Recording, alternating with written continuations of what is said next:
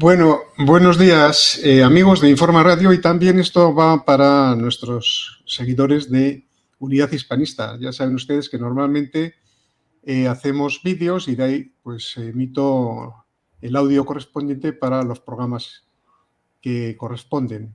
Tenemos hoy con nosotros pues a un profesor de la UPV, amigo mío, que se llama Pedro Chacón, que está en el Departamento de Ciencias Histórico-Jurídicas y del Pensamiento Político y en el área de Historia del Pensamiento y los Movimientos Sociales. Es un experto en temas escribe muchísimo en temas de toponimia, de nacionalismo, de onomástica, o sea, de los nombres tan frívolamente se cambian aquí. Por ejemplo, hoy vamos a estudiar el caso de Luis, que se llama Coldo, y pues menos mal que mi nombre no lo cambian, que es Ernesto, no hay manera de traducirlo al euskera. Tengo esa suerte, porque el apellido sí que me lo han cambiado varias veces. En lugar de poner Guevara con B con V y cosas. No, al revés, con V con B, quitando la U. Y yo digo, no soy Guevara, soy Guevara. Bueno, pues no hay manera, me lo siguen poniendo Guevara. Bueno, y cosas de estas. Bueno, experto en estas cuestiones. Un tema muy interesante. Hoy vamos a hablar del PNV y de sus anécdotas y cosas que en este peculiar partido, que han creado un metaverso mental en la población vasca, curioso, es un tema digno de sociología. Que, por cierto, como buen sociólogo, Pedro, pues tú nos puedes analizar quizás cómo es posible que en una población tan diversa y tan multicultural, que es lo que llamamos País Vasco, porque tiene zonas y regiones que no se parecen en nada unas a otras, pero todas formamos un puzzle dentro del mismo ente cultural, muy, muy distinto y al mismo tiempo muy idéntico. Pero vamos, hay zonas donde tradicionalmente se habla euskera, zonas donde no se habla nunca, zonas donde se toca la dulzaina, zonas donde en casi todas las zonas se toca el chistu, es un instrumento característico de todas las regiones. Es decir, tenemos elementos comunes y al mismo tiempo diversos, que es lo más bonito que da el mundo, como en España, ¿no? Diversidad en la unidad. No sé por qué debemos ser al mismo tiempo diversos y separados. Eso no hay hijo de vecino que lo entienda. Bueno, pues el PNV, partido racista donde los hubiera en su momento, pues bueno, tiene cosas muy curiosas. Me hablaba hace un momento, antes del programa, nuestro amigo Pedro del hermano de Sabino Arana, que era el verdaderamente nacionalista de inicio.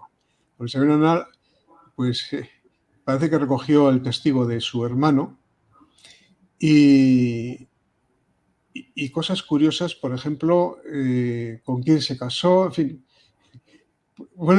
Buenos días, Pedro. Hola, buenos días. Buenas tardes ya, ¿no? Bueno, ahora tardes, pero cuando emitamos será de día, o sea, será a las 12 del mediodía, mejor dicho.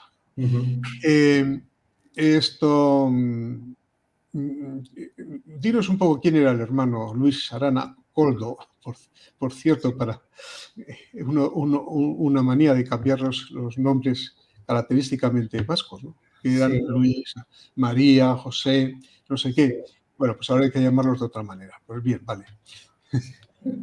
Hemos tragado tantas ruedas de molino ya con esta gente, ¿verdad? Desde sí. que surgen, todas las invenciones que han hecho, inventaron la bandera, inventaron el himno, inventaron un país, inventaron todo, ¿no? O sea, en realidad, ¿no? A ver, en esta historia, como te comentaba antes, bueno, pues trabajando sobre ella, que yo llevo un particular tiempo, y hay otra gente también que se ha dedicado a otros aspectos, ¿no? Porque aunque parezca mentira, esta gente bueno, pues Sabino Arana, por ejemplo, que solo vive 38 años, ¿no? Y que solamente en 10 años solo, fue en los que, digamos, construyó toda esa teoría, ¿no? La cantidad de cuestiones que están sin investigar. Nosotros partimos de un conocimiento previo de una historiografía académica, que es la que se inicia con la obra fundamentalmente de Javier Corcuera, ¿no? Sobre el origen del nacionalismo vasco, que es una obra de 1979.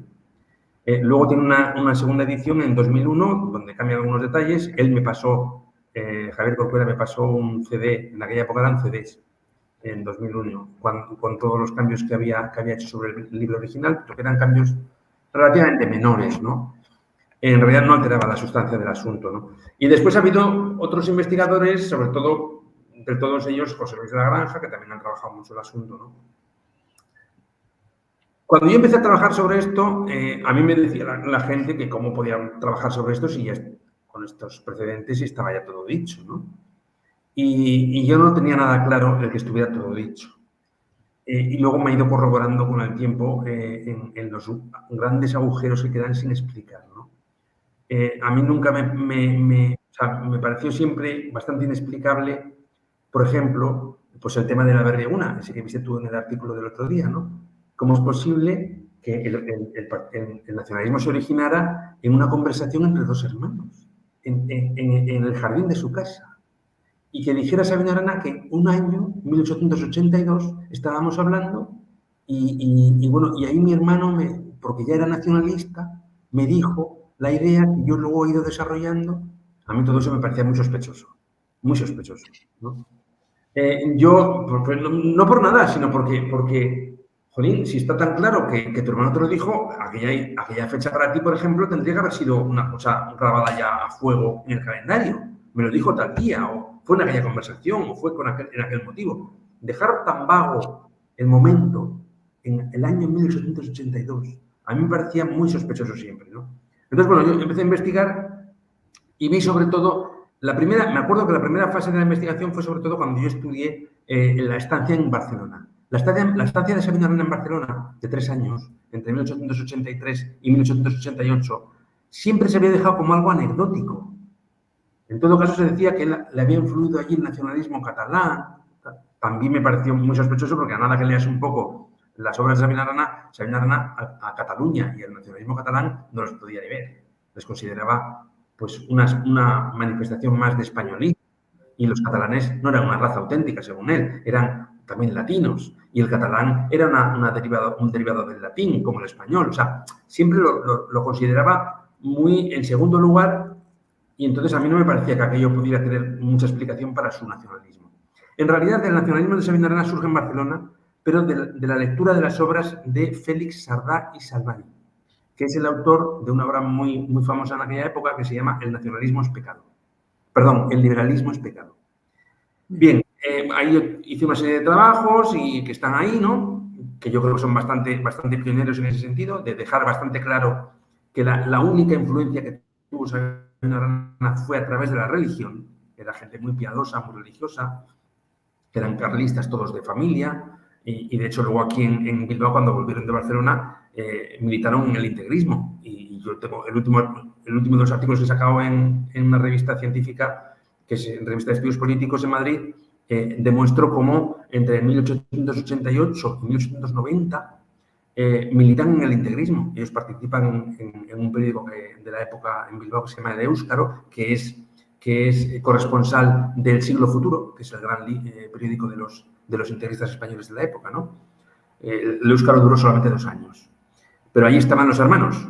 Los hermanos estaban ahí como integristas. No estaban, y era un periódico integrista español. O sea, no era nacionalista para nada. Y estaban ellos los hermanos entre 1868 y 1890. O sea, date cuenta de las fechas. Aquí las fechas son muy importantes. Es un periodo muy corto de tiempo del que estamos hablando. Es muy corto de tiempo, ¿no? Y entonces, como te comentaba antes... Perdóname, un inciso. Es decir, que tanto Sabino Arana como Luis Arana previamente eran españolistas de pura cepa. Sin ninguna duda. Eso es importante destacarlo.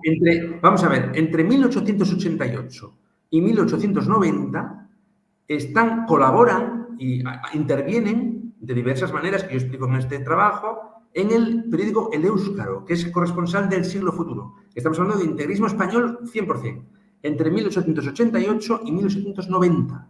En esos 2 años no hay duda ninguna de que militan en esa órbita. lo que puede haber de nacionalismo en Sabino Arana son cosas que se hacen particularmente, que escribió unas cositas, y la primera demostración, digamos, clara de nacionalismo la tengo yo fechada en Sabino Arana es de 1889. 1889. Ahí ya se puede decir, yo creo que tampoco sin lugar a dudas en el sentido de que él está dudando en ese momento todavía entre el integrismo español en el que él milita y el romper amarras y pasarse al nacionalismo. Pero estamos hablando de la fecha de 1889. Pero era integrismo, perdona también, ¿era integrismo carlista o...? No, a ver, el integrismo es una variante del carlismo. Sí, ¿Vale? sí. El integrismo es una variante. Los integristas son, como dijéramos, más católicos que los carlistas, para ellos, porque los carlistas también se consideraban católicos a sí mismos. Y de hecho, los liberales en aquella época también se consideraban católicos. Sí. Pero estamos hablando de en 1888, justamente, en 1888 hay un documento que se llama el Manifiesto de Burgos, de 1888, que está en la red, se puede encontrar fácilmente, donde ahí ya se desvinculan completamente los integristas de los carlistas. Porque los integristas consideran que el rey carlista, Carlos VII, se está liberalizando, está dejando de ser católico, ¿no? Ahí lo que ha habido ha sido un problema con Nocedal, con Cándido Nocedal, que es el director del Siglo Futuro, precisamente.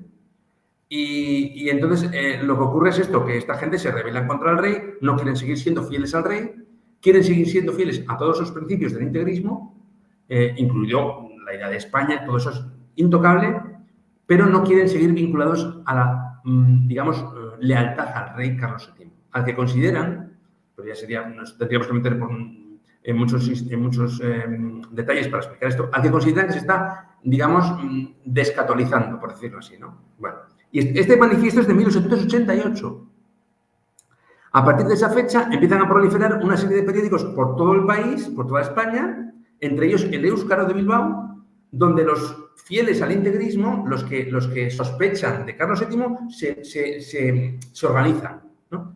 Y en ese periódico de Bilbao, que se llama El Éuskaro, están los hermanos Arana. Los hermanos Arana y sus hermanas y sus cuñados, está toda la familia ahí. Su sobrina, una sobrina que se llama María, están ahí. ¿Por qué? Porque salen en diferentes actos que se celebran en ese periódico. Por ejemplo, recaudación de dinero para pues no sé, pues para un monumento que están haciendo no sé dónde, tal, ese tipo de... Y entonces salen ellos dando dinero. Entonces, esto ocurre en esos 2 años. Bueno, pero bien, para centrarnos en el caso, bueno, esto es una prueba más clara de que en 1882, 6 años antes, es imposible de que hubiera nacionalismo todavía. Ni Sabino lo era, ni Luis mucho menos. Entonces, en esos 2 años estamos aquí, 1868-1790, Sabino ha vuelto de Barcelona, donde estuvo 5 años, justo los 5 años precedentes, ha vuelto de Barcelona con su hermana, su madre ha fallecido allí, y allí se ha quedado Luis.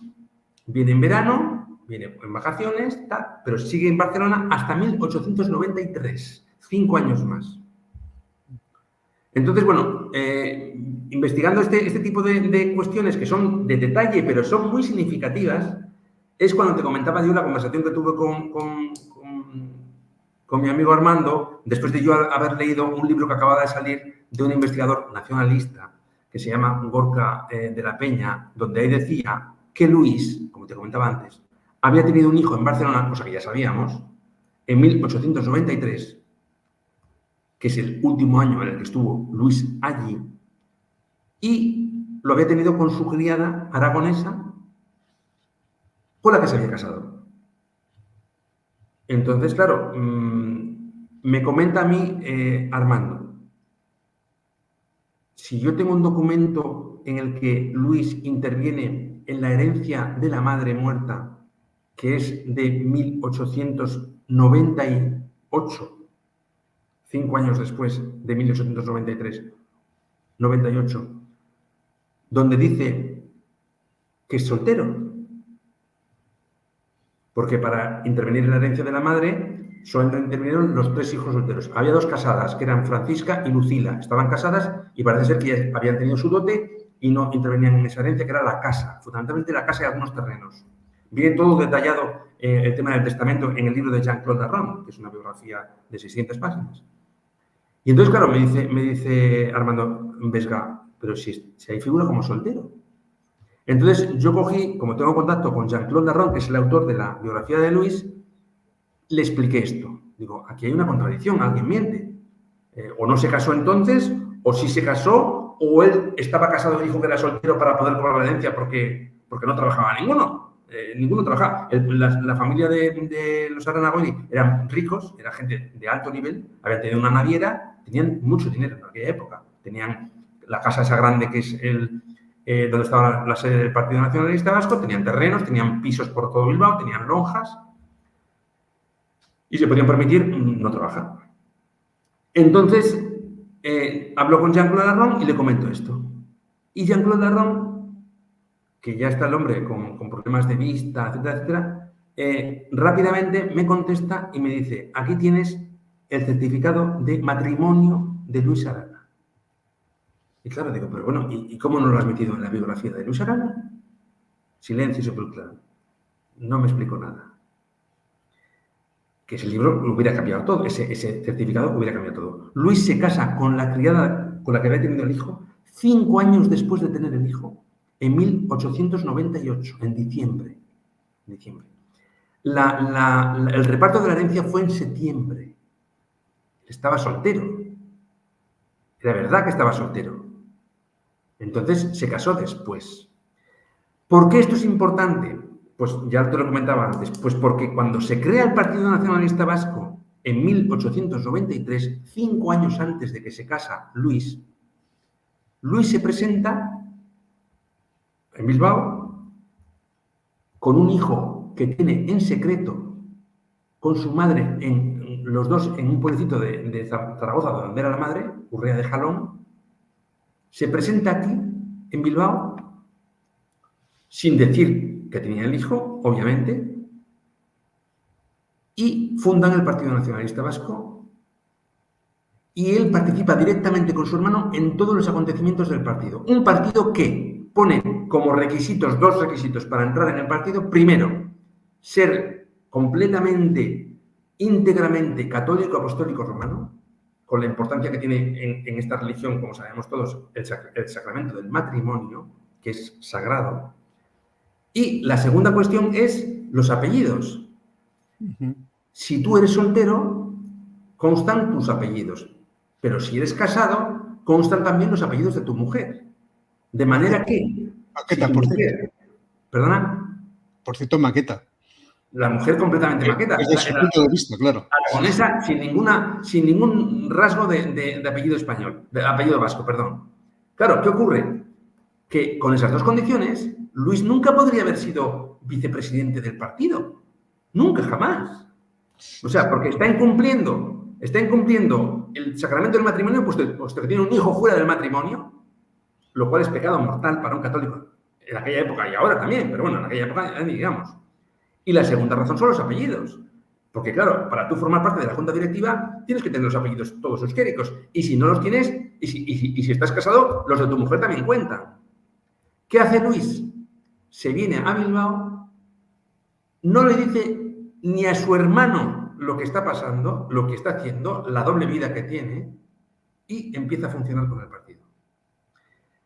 ¿Qué ocurre aquí? Que bueno, que surge el Partido Nacionalista Vasco, tenemos todo. El Partido Nacionalista expulsaba radicalmente, fulminantemente, lo tienen los estatutos, a cualquiera que alterara cualquier principio fundacional del partido. Hubo muchas expulsiones, por la cosa más niña. Pero en cambio Luis, vicepresidente, mano derecha de su hermano, está ahí esos 5 años que van de 1993 hasta el momento clave, digamos, que es 1998, cuando Sabino consigue ser ya diputado provincial por Vizcaya. Entonces, su hermano Luis le acompaña a todo y es, digamos, ¿cómo diríamos? La mano derecha, el factotum, es ¿cómo diríamos? El organizador. El inspirador, ¿no? Claro, es que esa es la buena. Ahora, el tema de la inspiración. ¿Cuándo se le ocurre a Sabino Arana decir que su hermano le inspira o que su hermano le dice que él es nacionalista ya? Luis, el nacionalista. En 1882, claro, digo, no puede ser. Vamos a ver. Sabino Arana, entre 1888 y 1890 es integrista, porque milita en el integrismo, como hemos dicho. No es nacionalista. Hay un momento clave, que es 1889, como hemos dicho antes, dentro de ese periodo de 2 años, en el cual él ya empieza a dudar y empieza a pensar en su proyecto, Claro, dice bueno, esto del origen tengo que explicarlo de alguna manera. ¿Cómo explico yo el origen? Esto que me ha venido a mí ahora en lo que yo estoy pensando, ¿no? Entonces, se le ocurre poner a su hermano como inspirador. A su hermano como inspirador. Entonces, claro, para poner a su hermano como inspirador, Luis tendría que haber dado alguna explicación, haber dicho algo, ¿no? Bueno, yo ya tengo datados los momentos en los cuales Sabino Arana empieza a decir que su hermano le había dado la idea. Hay algún documento por ahí muy determinante de su amigo Olazábal, Juan Olazábal Rameri, que era un integrista, que tiene un documento diciendo que es imposible que esto fuera así, pero bueno, yo se lo enseñé en su momento a José Luis de la Granja y parece ser que no le afectó demasiado. Pero, ¿qué es lo que se dirime aquí? Lo que se dirime aquí es lo siguiente. ¿Cuándo se organiza el tema del primer Aberri-Eguna? El primer Aberri-Eguna de la historia se Perdona, decide... discúlpame, Pedro. Primero, igual explica un poco lo que es, porque para la gente de fuera, lo de Claro. Aberri-Eguna les sonará chino. Bueno, ya, claro, no, entiendo. Y para mucha gente aquí. Pero bueno, el Aberri-Eguna, como sabemos, es el Día de la Patria Vasca. Sí. El Día de la Patria Vasca, que se celebra por primera vez el Domingo de Resurrección de 1932. Y se sigue celebrando el Domingo de Resolución. Porque tiene un significado eso, claro. Claro, el significado que tiene es hacer equiparable a Jesucristo con Sabino Arana. Sí.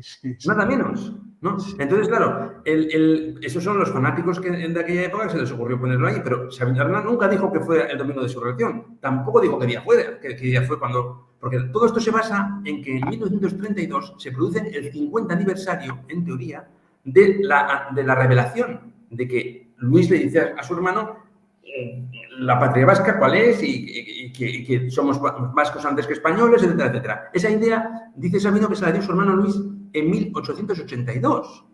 Claro. Entonces, claro, eso es lo que yo vengo demostrando durante toda esta historia y con todas estas explicaciones, que es imposible. Es imposible. O sea, es una invención. Él necesita remontar en el pasado el momento fundacional, pone un acontecimiento completamente oscuro, sin explicar, en el pasado y dice, no, es que ahí fue cuando mi hermano me lo dijo. Pero ¿cómo te lo va a decir tu hermano? Si tu hermano estaba, vamos a ver, en 1882, ¿dónde estaba? Pues estaba estudiando todavía. Vino unas vacaciones aquí creo que estaba en ese momento, no sé si estaba en Galicia o en Madrid. Y vendría aquí a Bilbao. Sabino estuvo con una enfermedad muy grave, con una tuberculosis en aquella época, recuperándose en su casa, en 1882. Una tuberculosis que, por cierto, está en la base de la enfermedad que se lo llevó para el otro barrio, porque la enfermedad de Addison, que es una enfermedad de las glándulas suprarrenales por la que él murió, tiene unos antecedentes en la tuberculosis. Yo se lo he investigado porque el doctor Gregorio Marañón, que era un endocrinólogo, era especialista en la enfermedad de Addison, que es una enfermedad que también tuvo, por ejemplo, el presidente Kennedy, que es una enfermedad básicamente hormonal. Las glándulas suprarrenales empiezan a fallar, la tiroides, y se producen alteraciones del ánimo, ¿no? Y problemas digestivos, ¿no? Y de hecho él murió de esta cuestión. Pero bueno, en 1862 él se estaba recuperando de una tuberculosis y él contaba eso, de que su hermano le había dicho, ¿no? Pero es que eso no tiene ni pies ni cabeza. O sea, es imposible porque ninguno de los dos era nacionalista y su hermano mucho menos. Si su hermano estaba a otras cosas, ¿no? Entonces, claro, todo esto forma parte de la leyenda de un origen completamente, ¿cómo diríamos? Inventado, truculento incluso. ¿Perdón? Mitológico. Mitológico, pero entre los dos hermanos. Y encima, claro, tenemos que Luis estuvo durante 5 años aquí mientras estaban fundando un partido basado en la religión católica y en los apellidos sin cumplir ninguno de los dos preceptos, sin decírselo a su hermano. ¿Cuándo se entera Sabino de toda la historia? Bueno, pues Sabino se tuvo que enterar de toda la historia porque no sabían nada de todo esto. Entendemos que la única forma que se tuvo que enterar de toda la historia fue cuando él se casó, cuando Sabino se casó. Cuando Sabino se casa en febrero de 1900. Entonces, hace un viaje a Lourdes la pareja, recién casada, hace un viaje a Lourdes y en Lourdes pues caen enfermos sería por el tema de una gastroenteritis, aunque lo de Sabina Arana ya sería más que gastroenteritis, seguramente sería ya el proceso de su enfermedad. Lo de la mujer parece ser que sí, podría ser una gastroenteritis. Y entonces acuden prestos su hermana Paulina desde Bilbao y Luis, que ya estaba viviendo en el País Vasco francés. Claro, esta es otra. Los expertos en Sabina Arana, cuando ven la historia del partido, se dan cuenta de que en 1899, Luis decide abandonar el partido y se va a vivir a Francia, sin dar explicaciones. Claro, Luis recibe la herencia de su madre, a continuación se casa en secreto y se va a vivir con su mujer, con la que tenía un hijo ya desde 5 años antes, se va a vivir al País Vasco francés. ¿Por qué? Obviamente, para que nadie se entere de la cuestión. Está claro de que él no dejó de querer a su mujer, eso está claro, pero, claro, era una contradicción tan grande con lo que estaba haciendo como partido que tenía que llevársela lejos. Entonces, sin dar ninguna explicación ni nada, porque no aparece por ejemplo, Javier Corcuera dice, y Luis se fue a Francia. Digo, ¿pero cómo que Luis se fue? El vicepresidente del partido se va sin dar explicaciones.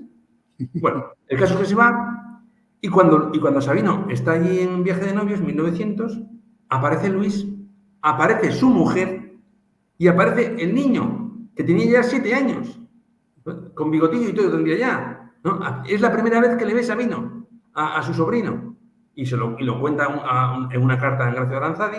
Apareció mi cuñada y apareció mi sobrino. La primera vez que los ve. Hombre, yo entiendo que eso, a nada que se hará cuentas, diría, pero bueno, ¿esto qué es? ¿Desde cuándo es esto? ¿No? Esta es la historia de los hermanos. No se hablaban entre ellos. Es que es increíble, ¿no? Es una cosa muy curiosa, muy curiosa. Entonces, claro, a partir de ahí, tú tienes que explicar cómo el Partido Nacionalista Vasco se funda en una relación rocambolesca entre los dos hermanos. Sabino Arana creía ciegamente en su hermano, porque él decía, cuando explica cómo su hermano le dijo la idea nacionalista, y mi hermano no me puede mentir. Joder, pues si no te puede mentir tu hermano, pues has estado conviviendo 5 años con él y no te dijo nada de la doble vida que llevaba, ¿no? Entonces, por eso digo que el tema de la berrieguna, el origen del nacionalismo vasco, es una gran farsa. Es un, no sé cómo llamarlo esto, un teatrillo, ¿no? En el que se funda una ideología, nadie la ha cuestionado hasta ahora. Es que es increíble, Ernesto, ¿eh? Hasta ahora no se ha cuestionado nada de eso. No se ha estudiado, no se ha criticado, no se ha mirado los documentos. Porque, claro, esto es como lo comentaba yo el otro día con unos compañeros. Digo, esto es como, bueno, la idea de que hay un protagonista en la historia, que es en este caso Sabino Arana, y nos creemos todo lo que diga. Y un historiador no se puede creer todo lo que te diga un personaje de la historia, porque unas cosas te podrá decir verdad y otras no. Pues en este caso, Sabino Arana no nos ha dicho nada de verdad. O sea, creía ciegamente en su hermano y su hermano nunca dijo ni mu, porque cuando le preguntaban a Luis, oye, un acontecimiento tan importante como este, ¿cómo pasó? Da alguna explicación o algo, ¿no? Nunca jamás dio ninguna explicación. Luis Arana Goy nunca escribió un artículo en los periódicos de su hermano, nunca jamás. No tenemos ningún artículo de Luis. Tenemos cartas, amigos, tenemos muchos informes de organización del partido, pero artículos de opinión de decir, yo pienso esto, ninguno. Y este es el origen del nacionalismo vasco, Ernesto. ¿Qué te parece? Lo que pasa, claro, es que esto es todo lo del nacionalismo vasco es un metaverso absoluto. O sea, no tiene nada que ver con la historia, ni con los antecedentes antropológicos, ni con el siglo XIX en su evolución, porque es verdad que aquí había un enfrentamiento entre liberales y carlistas, pero era un enfrentamiento entre españoles. Es verdad que había territorios forales, que los fueros eran lo realmente existente, territorios forales diferentes, por cierto, con constituciones diferentes, forales y digamos, cartas de población y cartas Puebla, pues muy distintos, pero de similar origen, porque al fin y al cabo era un pacto de los reyes con los con las costumbres y privilegios y derechos que venían de atrás, ¿no? Y eso se iba respetando y tal. Hasta que llega Cánovas y, bueno, pues con la formación del Estado liberal, pues dice, pues aquí habrá que hacer algo para crear un Estado unitario, y dejarnos pues de estas cosas, de fueros, de privilegios, de hechos diferenciales, etcétera, ¿no?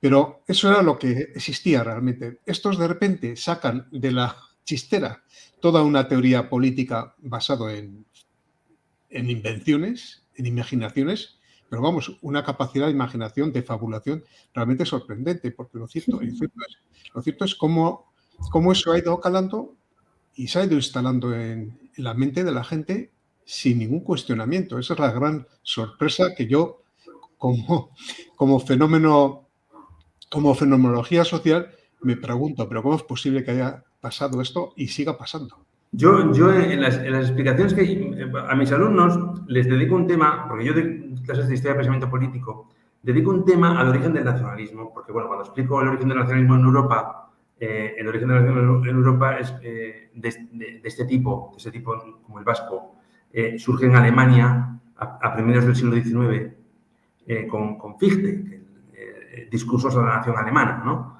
Que se traducen al español muy tarde, se traduce al español a finales del siglo XIX con Rafael Altamira, que es un regeneracionista. Con Fichte empieza esa teoría de explicar las naciones como orígenes nebulosos, como cuestiones preconcebidas, sin ninguna base racional, basadas en el romanticismo, en la Edad Media. Hay un sustrato cultural ahí, en Europa, en toda Europa, que digamos que alimenta esto, ¿no? Y de Romanticismo. hecho, El romanticismo. el romanticismo. Y de hecho, yo cuando explico a los chicos el origen del nacionalismo vasco, les suelo dar una serie de elementos para que los tengan en cuenta, porque el contexto era muy propicio, hay que reconocer las cosas, el contexto era muy propicio. Ya hemos dicho que había una crisis en el tradicionalismo español, entre carlistas e integristas. Eso es un elemento clave, porque los aranas se hacen integristas. Están en contra del rey Carlos VII, que a fin de cuentas es el rey español. Entonces, al quedarse sin rey, al rechazar al rey, de alguna manera rechazan también al señor de Vizcaya, porque tú sabes, el rey de España es el señor de Vizcaya. Entonces, eso es un argumento muy de peso en esta cuestión. Después está el tema de todas las teorías raciales que hay en aquella época en toda Europa. En toda Europa se habla de raza constantemente. Pero se habla de raza en un sentido incluso hasta cotidiano. O sea, yo investigué, por ejemplo, en Marcelino Menéndez Pelayo, que es el gran intelectual de la época católico español, y habla de raza constantemente, con mucha naturalidad. Llega a hablar hasta de la raza de Cuenca, o sea, habla de raza de una manera sin ningún tipo de componente político, ¿no? Se habla, incluso Ortega y Gasset habla de raza, la raza española, tal. El tema de la raza. Luego está el tema muy importante de la pérdida de las últimas colonias. La pérdida de las últimas colonias, porque es un dato muy interesante. En el momento en que surge el nacionalismo vasco, está España en guerra con Cuba, con los insurrectos de Cuba, mejor dicho, ¿no? Entre 1893 y 1895. Entonces, Sabino Arana se ve, de alguna manera, equiparado a José Martí, por ejemplo, el héroe de la independencia cubana, o a Rizal, el héroe de la independencia filipina. Entonces, el tema de las colonias en ese momento les da un argumento de peso, porque ellos ven cómo España va perdiendo, digamos, el protagonismo internacional y ya no es esa potencia europea mundial a la que todo el mundo se acogía, ¿no? Después está el tema bueno, el apoyo que recibió en 1898 de Ramón de la Sota, que era un gran industrial. Ramón de la Sota le apoyó económicamente. Y eso que le llamó de todo al principio, porque le consideraba un maqueto. Porque, bueno, Ramón de la Sota nació en Castelldefels. Y luego está una cuestión muy importante, que es la industrialización. La industrialización que afecta a toda la cuenca de Bilbao en aquella época, las márgenes del Nervión, con la minería, y empezaban a llegar los primeros inmigrantes, al principio más cercanos, pero luego cada vez más lejanos, que fueron los que de alguna manera le dieron a Sabino Arana el resorte, digamos, excluyente, ¿no? Esa carga de xenofobia que impregna el partido, ¿no? Es decir, que tenemos una serie de elementos que yo les digo a los alumnos que tienen que tener en cuenta para entender cómo surge toda esta cuestión, ¿no?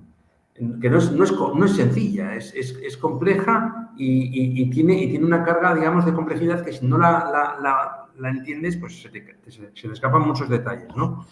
Pero esto no quita para que la propuesta de este hombre pues fuera realmente rocambolesca, ¿no? Rocambolesca.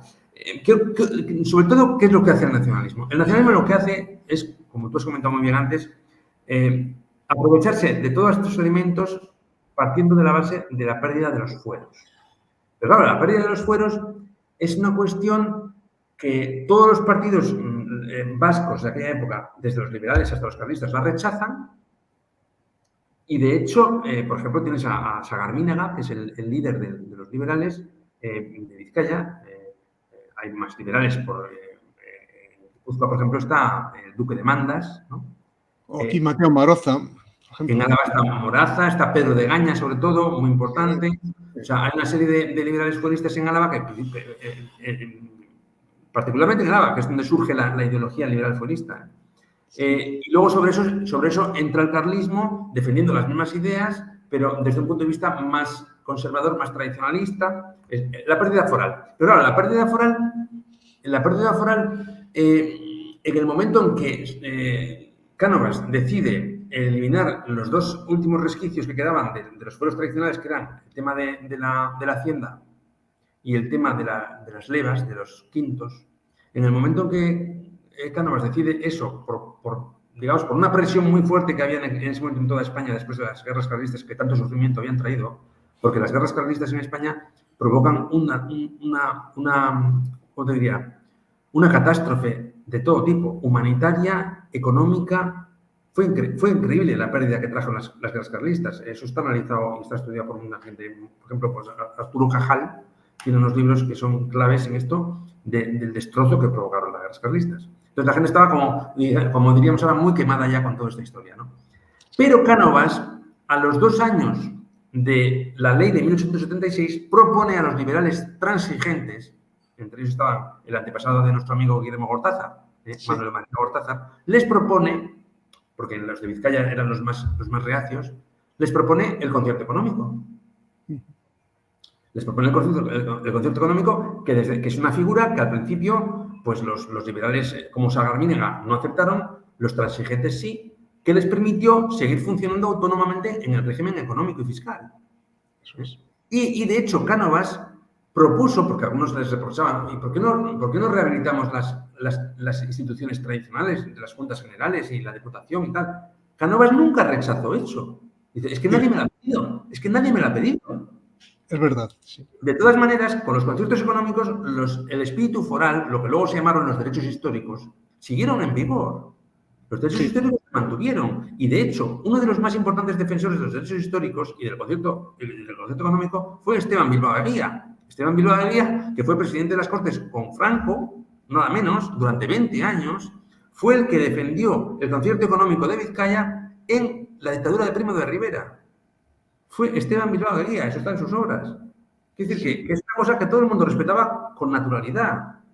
Los nacionalistas han hecho una utilización del tema foral muy tramposa, muy tergiversada. Le han dado una interpretación que no tenía.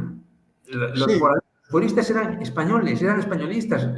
Ellos partían de la idea de que lo vasco era la patria chica y España era la patria grande. No había contradicción en eso.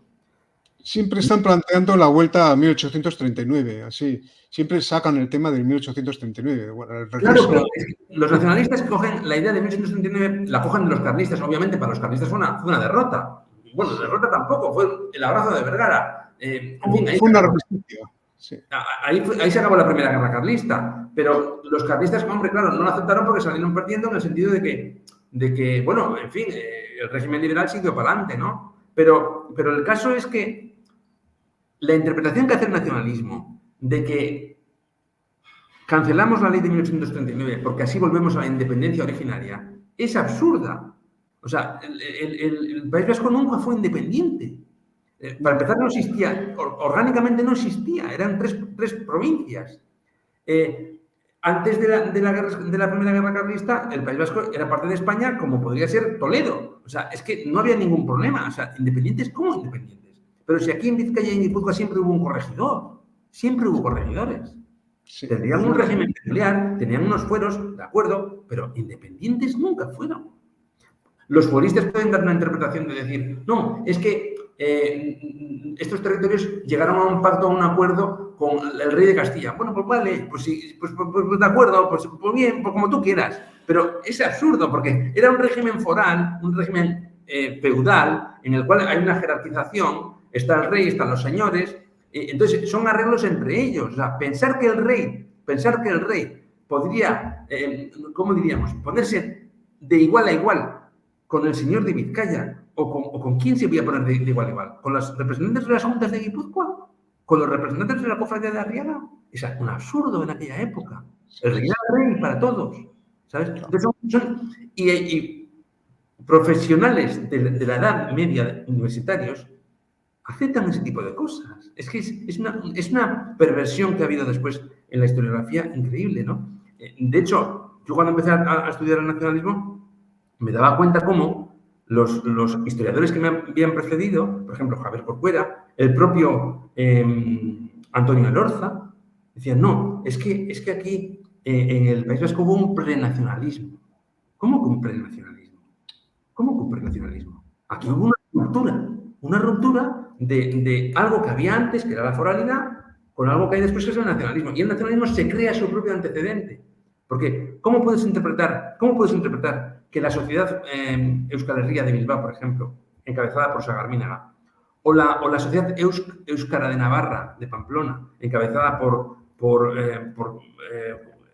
una serie de autores, Iturralde y Suit, por ejemplo, es el más importante, ¿no? ¿Cómo puedes considerar que esos son antecedentes del nacionalismo? Si Sabino Arana los criticó, pero los machacó cuando pudo. O sea, hay una serie de textos ahí que yo saco en mi libro de la derecha vasca, el de Nobleza con Libertad, que es el libro que hice yo hace unos años con Carlos Olazábal, donde están 64 protagonistas de la derecha vasca. Entonces, ahí saco, cada vez que hay ocasión, por ejemplo, con Sagarminaga, que es un liberal intransigente. Con Sagarminaga, Sabino Arana tuvo unas peleas terribles. No lo podía ni ver, porque lo consideraba españolista, a Sagarminaga. Con los hermanos Echegaray, con Carmelo y Bonifacio, los dos liberales fueristas, tuvo Sabino Arana unos encontronazos terribles. No los quería, porque eran españolistas. Con Iturralde y Suit y todos de la asociación Euskara tampoco se llevaba, porque obviamente eran todos españolistas. Entonces, que luego te encuentres con Elorza o Corcuera diciendo que es que el fuerismo es prenacionalismo, es un anticipo del nacionalismo, ¿cómo puedes explicar eso? No.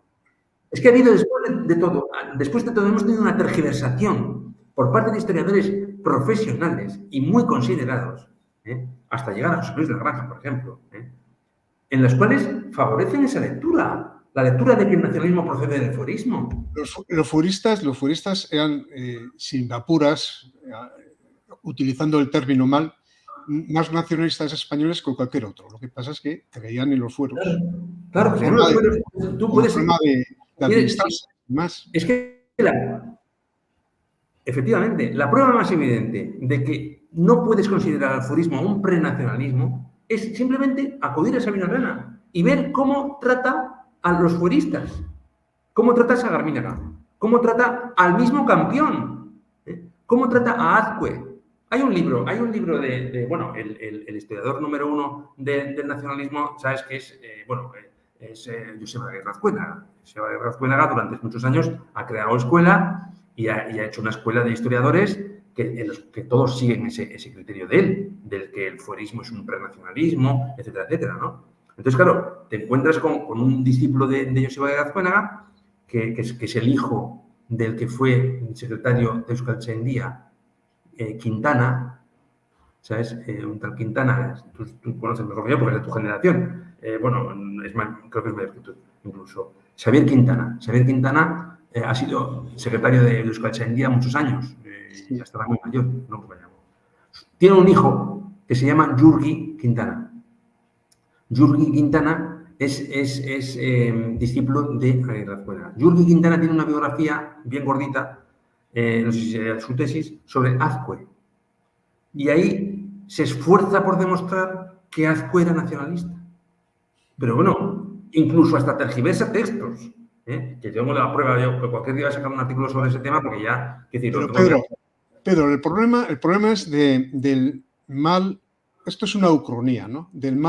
La mala aplicación del concepto, porque el término nacionalista, en realidad, en el siglo XIX prácticamente no existe. No existe el concepto de nacionalista, existe el concepto desde la Constitución del 12 de nación, ¿no? Nación entendida como nueva forma de Estado del Estado. No es de Estado liberal, sí, de Estado liberal. Pero claro, como reunión dice de los españoles de ambos hemisferios. Sí. O sea, que ahí no existía el término nación. Existía el término... Es un concepto diferente a lo que usamos ahora. Entonces, utilizar términos de ahora a hechos del pasado es una ucronía, ¿no? Sí, claro, es un anacronismo, ¿no? Lo que se suele decir anacronismo, pero, a ver, sí es cierto, y eso, bueno, te lo he comentado antes con el tema de Fichte, ¿no? El surgimiento del nacionalismo alemán. Hay dos, digamos que en ciencia política se habla de dos tipos de nacionalismo, ¿no? Un nacionalismo de arriba abajo, que sería el que surge con la Revolución Francesa, por ejemplo, que es un nacionalismo en el cual la nación es protagonista, pero los verdaderos protagonistas son los individuos con sus derechos, porque la nación sería, digamos, el colectivo en el que se reúnen esos individuos sin que pierdan los individuos su identidad personal, ¿no? Se reúnen porque consideran que lo mejor es una ley común igual para todos, una participación activa en la política, un patriotismo, el patriotismo ese que vemos, por ejemplo, el patriotismo de la Guardia Civil, ¿no? Todo por la patria, ¿no? Porque ellos consideran ese tipo son los republicanos, los revolucionarios franceses, consideran que sin la patria no van a ser libres. La libertad te la da tu pertenencia a una patria. Es un poco el patriotismo que tienen, por ejemplo, en la Grecia clásica, los pertenecientes a las diferentes ciudades-estado, ¿no? Atenas, por ejemplo, las polis, ¿no? Los griegos de la época de Pericles se consideran libres dentro de su patria y defienden a su patria con la muerte, con la vida, ¿no? Todo por la patria, patriotismo, ¿no? Pero ese es un patriotismo republicano, ¿no? Porque tú defiendes las leyes bajo las cuales tú eres libre, porque son leyes que haces tú. Entonces, ahí la idea es la ley, la ley, la libertad personal, ¿no? Dentro de un colectivo en el que tú eres igual que los demás y se respeta tu identidad, tu personalidad, tu individualidad, ¿no? Pero luego surge un nacionalismo que es en Alemania, el que te comentaba antes, el de Fichte, que pone la nación por encima del individuo. Entonces ellos consideran, nosotros, los alemanes, porque hablamos alemán, formamos una nación. Eso lo dice Fichte en 1907, en Discursos a la nación alemana. Entonces, esa nación, para garantizar su futuro, necesita un Estado propio. Ahí lo tienes. Ahí lo tienes. Ahí es donde empieza la raíz de ese concepto de nación tipo germánico, cultural, romántico, lingüístico. Ahí puedes cambiar el concepto de lengua por el concepto de raza, y es lo mismo, ¿no? El concepto de raza Krugwig hizo eso. Exactamente. El nacionalismo de Krugwig es un nacionalismo de Fichte.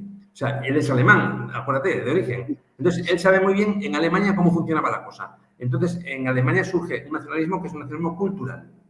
Los individuos quedan en un segundo grado. No es el nacionalismo francés, el modelo francés. El nacionalismo francés es un nacionalismo de Estado. El Estado intenta nacionalizar a los individuos, porque en Francia, por ejemplo, tú sabes que había gente que hablaba lenguas diferentes, al final les unifican a través de la Revolución Francesa, con la lengua, con el francés.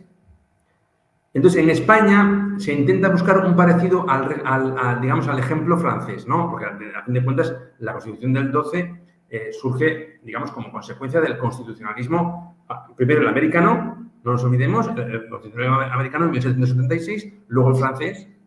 Lo que pasa es que el americano también bebe de las fuentes del francés, porque digamos, la raíz de todo esto es la Ilustración, ¿no?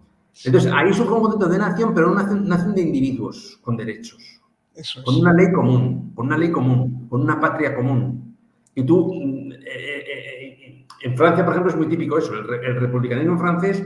Yo voy a Francia en verano y ves cuando celebran la fiesta nacional francesa que Sí, hay una exaltación del ejército. sí, sí, sí, sí. El ejército viene, sale a la calle, te hacen allí demostraciones en San Juan de Luz, donde voy yo, demostraciones aéreas, la gente confraterniza. En Francia los chavales en el liceo van a hacer una semana a los cuarteles, porque eso les da espíritu francés, espíritu nación, pero nación republicana, desde la idea de la Constitución, las leyes, los derechos. Eso es el modelo. El modelo que se instituye en Francia y en España se quiso importar, pero claro, en España es muy distinto, porque en España no hubo una revolución y la idea de los regionalismos se mantuvo durante todo el siglo XIX y con el fuerismo más todavía, ¿no? Pero en Alemania surge el nacionalismo al revés. El nacionalismo sin Estado, Alemania no consigue la independencia hasta 1770, como sabemos, ¿no? Igual que Italia, son muy tardíos. Entonces buscan una construcción del Estado desde abajo con una idea de nación que requiere un Estado propio, que es el modelo que luego toman todos los nacionalismos periféricos tipo vasco o tipo catalán. Parte de una idea previa, que es la lengua o la raza, en el caso de Sabino Arana, en la historia siempre, una historia tergiversada, y entonces intentan construir un Estado partiendo de una nación previa que ellos definen, ¿no? Claro, todos esos elementos con el PNV, cuando se funda, están muy claros, pero cuando surge, digamos, la corriente, digamos, de ETA, ¿no? En los años 50, introducen el tema de la lengua en lugar de la raza, ¿no? Por eso la izquierda abertzale habla más de lengua que los del PNV, que hablan más de apellidos y de raza. Aunque ya ahora con Pradales tenemos una transición del PNV hacia el modelo de ETA, hacia el modelo de la izquierda abertzale. Ahora ya da igual tus apellidos, lo importante es que te sumes al proyecto, pues en este caso a través de la lengua, del euskera, ¿sabes? Pero el sistema es el mismo, ¿no? El modelo es el mismo, no cambia. Y lo cierto es que, bueno, mucho fundamento no tenían cuando ellos insisten en que en la idea, no lo expresan como término, pero la idea del adoctrinamiento. Por ejemplo, Sabino habla de que el nacionalismo tendría que ocupar las escuelas para formar nacionalistas. Eso es, eso es. Y luego Luis Elizalde, que es otro pope del nacionalismo, en 1910, pues habla de hay 3 fases, según él: la fase de las escuelas, de las sociedades gastronómicas, montañeras, no sé qué, culturales, la segunda fase la política, la tercera triunfo completo y pleno dominio. Es decir, que ya hace un diseño estratégico de cómo desarrollar las fases, que lo han seguido a rajatabla, por cierto. Nunca a Luis Elizalde, pero claro, entonces desvelan la estrategia. Y eso lo hacen porque no tiene ningún fundamento. Si tiene un fundamento sólido, desde el punto de vista conceptual, no hace falta adoctrinar a nadie, porque eso es convincente. No necesitas meter, digamos, en el cerebro de los niños y quitar otros aspectos cognitivos para sustituirlos por estos, ¿no? Claro. No. Esto viene de discursos a la nación alemana, de Fichte, está ya establecido esto así. En 1807, 1808 está diciendo que es la gran paradoja, ¿no? Los alemanes que hablamos alemán formamos una nación. Entonces, esa nación, para tener garantizado su futuro, necesita un Estado propio. Claro, ese Estado, lo que tiene que hacer es, primero de todo, controlar la escuela. O sea, los dos bastiones de ese Estado son la escuela y el ejército. Eso es. Entonces, ¿para qué? Para enseñarles a los niños a ser alemanes. Claro, la paradoja es, si los niños ya nacen alemanes por nacimiento, porque forman parte de un pueblo en el cual ya eso está escrito, el alma nacional, el alemán, la esencia de la nación, viene ya inscrita en ese nacimiento sin que tú lo elijas, ¿cómo es que luego los tienes que enseñar? ¿Cómo es que luego tienes que montar una escuela nacional para enseñarles eso? ¿No lo traen ya de serie? ¿No? Entonces, claro, eso implica la necesidad de controlar la educación. Eso es, tú eres experto en el tema. Eso es una necesidad imperiosa de los nacionalismos. Por eso los nacionalismos en España, que siguen los nacionalismos como el vasco o el catalán, que siguen ese modelo de Fichte, ese modelo alemán, lo calcan, necesitan controlar la educación, necesitan controlar la escuela, porque es la forma de perdurar, la forma de... Entonces, claro, lo que resulta sorprendente aquí en esta cuestión es cómo desde el nacionalismo español, que es un nacionalismo constitucionalista, modelo francés, se les ha permitido ese control de la escuela. Eso es lo increíble. Es absurdo, sí. Eso es lo increíble. Darse un tiro en el pie. O sea, porque de ahí viene todo el problema. De ahí viene todo el problema. El modelo francés, en cuanto al tema de la educación, es intocable. O sea, el modelo francés es la escuela, el control de la educación se hace desde el centro, desde el Estado. O sea, no se puede permitir ningún tipo de desviación en ese sentido, porque saben que es muy peligroso para lo que es la unidad nacional. La unidad que ellos persiguen, la unidad nacional, pero para los derechos de los individuos. Los derechos de los individuos están garantizados siempre y cuando todos respondan a una misma ley, que es la Constitución, ¿no? Y eso se tiene que enseñar desde la escuela. En Francia eso es sagrado. O sea, el ejército es un pilar, igual que la Escuela Nacional, es un pilar. Si tú aquí les das... ¿Sabes cuál ha sido la dinámica o la razón? Porque eso lo he vivido yo en primera persona. Pues la dinámica o la razón es de que, bueno, el PNV tenía un poder de desestabilización muy potente. Y yo, por ejemplo, cuando estuve en el Partido Socialista, pues fui a hablar con un señor, no voy a decir el nombre, en Moncloa, y que era asesor como yo. Y le digo, oye, que esto se nos va a escapar de las manos, que los nacionalistas van a crear su constructo mental y van a crear su modelo de sociedad si no lo cortamos, si no hacemos algo. Dice, no, al PNV hay que tenerlo tranquilito allí, sin moverle la silla, porque si no nos va a crear muchos problemas, déjales hacer y que nosotros nos dejen gobernar aquí.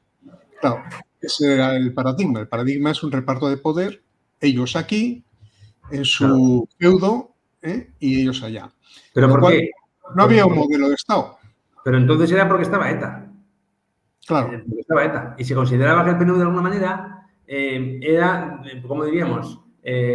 Pues no sé, el garante de que esto no se fuera de madre, digo yo. O sea, quiero decir, es la utilización que se ha hecho del terrorismo y la utilización que ha hecho el PNV del terrorismo de ETA a su favor. Eso creando un ambiente de miedo y de temor por parte del Estado, en el sentido de que si no les concedes a los del PNV lo que ellos te pidan, se van a ir al monte con los otros, ¿no? Entonces, a ver quién puede con eso. Fue un prejuicio, Pero ese es el problema desde el inicio, desde la Constitución. Claro. También podemos pensar una cosa. En Cataluña no hubo terrorismo y las consecuencias también miran las que son ahora, ¿no? Lo que ocurre es que, por eso decía yo antes que el tema del catalán hay que estudiarlo bien. Cataluña son 3 veces más población que aquí. 3 veces más población que aquí. El fenómeno nacionalista catalán ha hecho estragos desde el momento en que también han tenido la competencia educativa.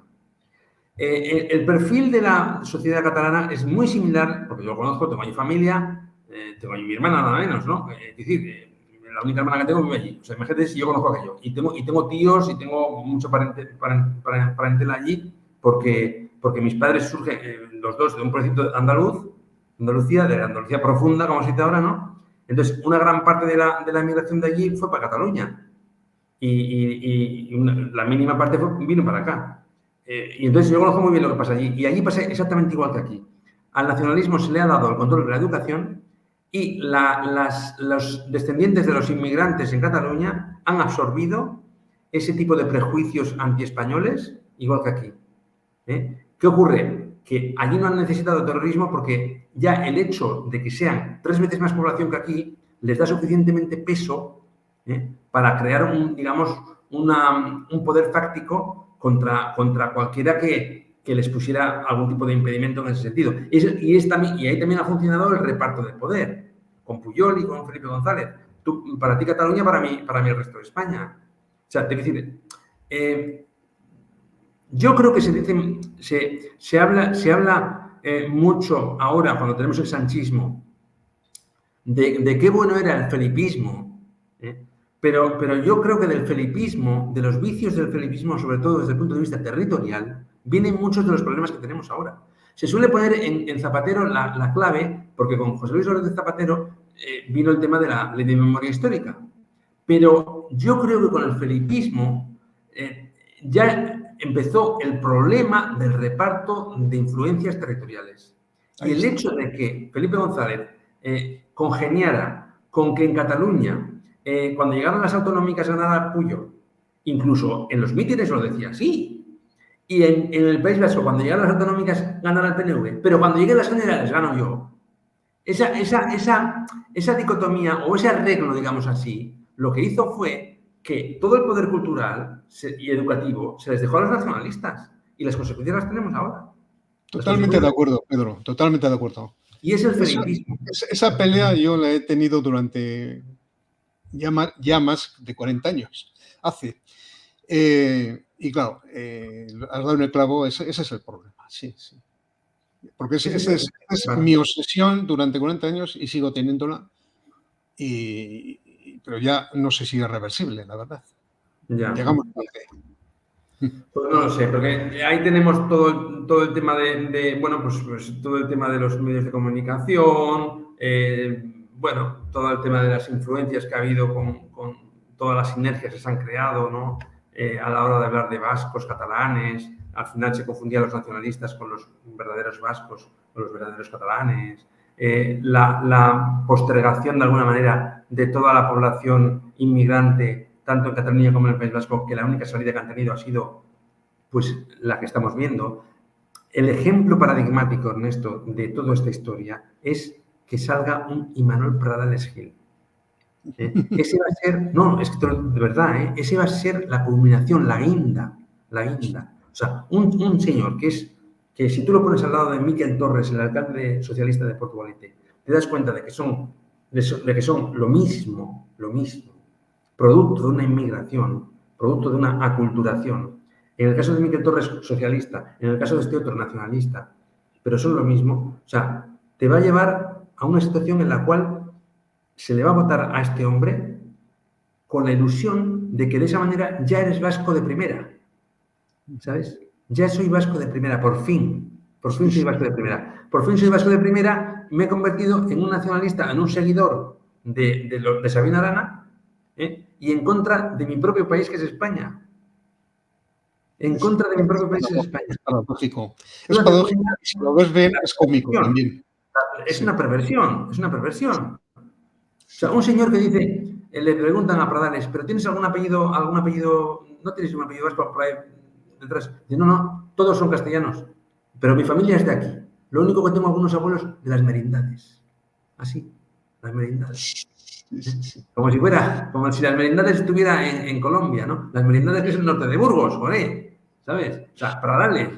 Voy a seguir escribiendo sobre lo de Pradales, es vergonzoso, Y pues nada, Pedro. Sí. Vamos a tener que ir terminando porque ya nos hemos pasado unos minutos, pocos, pero bueno. ¿Nos hemos pasado? Nada, 3 minutos, casi 4. Bueno. Pero es igual. Ya. Tú ahora recortas y pegas, ¿no? Eso, muchas gracias.